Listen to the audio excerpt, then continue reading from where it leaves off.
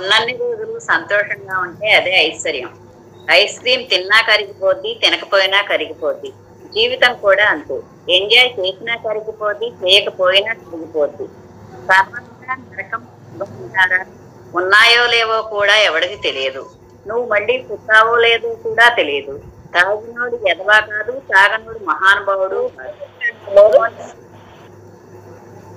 పోనీ తాగనోడు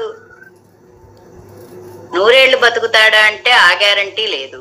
ఎవడి point of view వాడిది, ఎవడి జీవితం వాడిది. ఫైనల్ గా చెప్పేదేంటంటే టైం టు టైం తినండి, పడుకోండి. ఎక్కువ ఆలోచించకండి. ఆరోగ్యాలు జాగ్రత్త. ఎక్కడ పోతుందో అని లాకర్లో భయంతో దాచుకునే సంపద ఐశ్వర్యమా, లేక ఎప్పుడూ మనతోనే ఉంటుంది అనే ధైర్యం ఐశ్వర్యమా? ఐశ్వర్యం అంటే నోట్ల కట్టలు, లాకర్స్లోని తులాల బంగారాలు కాదు. ఇంటి గడపలో ఆడపిల్ల గజ్జెల చప్పుడు ఐశ్వర్యం. ఇంటికి రాగానే చిరునవ్వుతో ఎదురొచ్చే భార్య ఐశ్వర్యం. ఎంత ఎదిగి ఉన్నా తిన్నా నాన్న తిట్టే తిట్లు ఐశ్వర్యం. అమ్మ చేతి భోజనం ఐశ్వర్యం. భార్య చూసే ఓర చూపు ఐశ్వర్యం. పచ్చటి చెట్టు, పంట పొలాలు ఐశ్వర్యం. వెచ్చటి సూర్యుడు ఐశ్వర్యం. పౌర్ణమి నాటి జాబిల్లి ఐశ్వర్యం.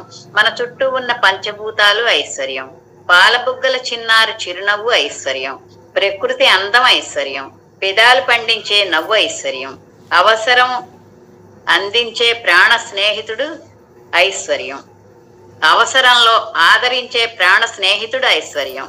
బుద్ధి కలిగిన బిడ్డలు ఐశ్వర్యం. బిడ్డలకు వచ్చే చదువు ఐశ్వర్యం. భగవంతుడిచ్చిన ఆరోగ్యం ఐశ్వర్యం. చాలా మంది కన్నా ఉన్నతంగా ఉన్నామనుకునే తృప్తి ఐశ్వర్యం. పరులకు సాయం చేసే మనసు ఉన్న ఐశ్వర్యం. మన మనసు ఐశ్వర్యం. ఐశ్వర్యం అంటే చేతులు లెక్కెట్టే క్లాసులు కాదు, కాళ్ళు చూపెట్టే ప్రపంచం ఐశ్వర్యం. మనసు పొందే కళ్ళు చూపెట్టే ప్రపంచం ఐశ్వర్యం. మనసు పొందే సంతోషం ఐశ్వర్యం. 10 మందికి పంచండి. ధన్యవాదములు. ఓం నమః శివాయ.